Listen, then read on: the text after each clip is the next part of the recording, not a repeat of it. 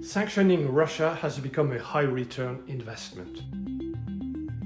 The G7 has just decided to tighten the sanctions on Moscow to make it more difficult for President Vladimir Putin to finance his war on Ukraine. As months go by, turning the screw on Russia is becoming easier. The sanctions keep hurting the Russian economy, while their impact on Europe has become marginal.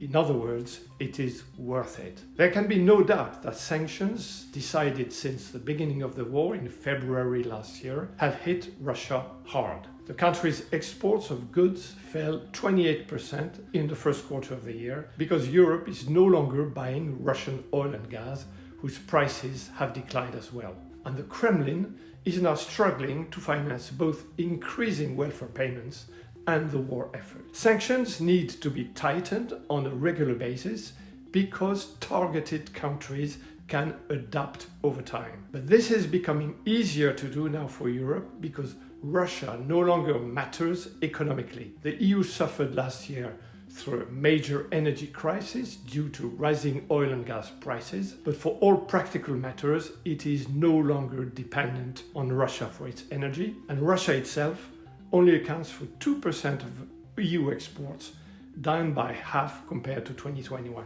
So now, sanctioning Russia is based on a sound cost-benefit analysis.